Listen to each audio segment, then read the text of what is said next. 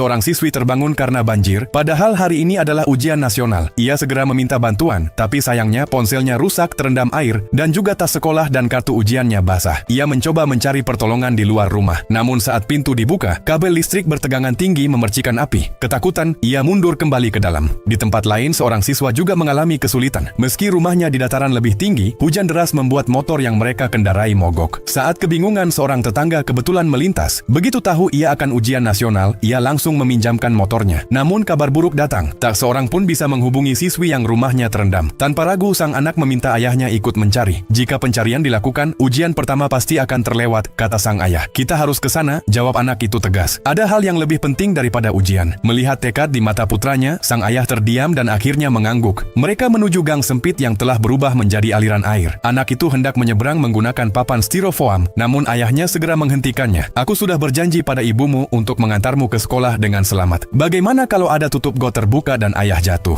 Bagaimana kalau ada listrik bocor? Justru karena berbahaya itulah ayah yang pergi, kamu harus ujian, sedangkan ayah tidak. Di dalam hatinya, sang ayah tahu masa depan anaknya lebih penting daripada dirinya. Ia memeluk papan styrofoam, bertumpu pada tongkat, dan dengan susah payah bergerak menembus genangan air. Saat itu, siswi yang terjebak sedang berteriak minta tolong di halaman. Begitu melihatnya datang, ia langsung menyebutnya sebagai penyelamat. Setelah berhasil keluar, datang kabar baru. Sebuah penyeberangan darurat telah dibuka untuk membawa peserta ujian menyeberang. Tanpa ragu, sang anak segera bergegas sambil membonceng gadis itu. Sementara ayahnya berlari di samping mereka. Di mata sang anak, ayahnya tampak begitu luar biasa. Meski begitu, keadaan masih kacau. Banyak peserta dari pinggiran kota dan desa masih terjebak. Bus penuh siswa tertahan di jembatan, sementara yang lain menunggu dengan panik di halte. Waktu ujian hampir tiba, namun jumlah siswa dan pengawas di lokasi bahkan belum mencapai 1/5 dari seharusnya. Pihak berwenang segera mengeluarkan pengumuman darurat. Ujian akan ditunda 1 jam. Menteri Pendidikan turun langsung ke lapangan. Kepala sekolah, guru, dan polisi ikut bergerak. Guru-guru menjemput siswa dengan kendaraan pribadi. Tak disangka, banyak relawan ikut membantu tanpa diminta. Para guru terharu hingga meneteskan air mata, membungkuk sebagai tanda terima kasih. Akhirnya ujian dimulai. Seperti pepatah lama, badai pasti berlalu. Segalanya kembali tertib. Para siswa mengerjakan soal dengan tenang, melangkah lebih dekat pada impian mereka. Saat bel tanda selesai berbunyi, ujian yang sempat tertunda pun resmi berakhir. Para siswa keluar dengan rapi, namun setibanya di gerbang sekolah, mereka serempak berhenti. Air mata mengalir, dan mereka mengucapkan terima kasih. Tak semua orang bisa menghentikan bencana, tetapi setiap orang bisa memilih untuk peduli.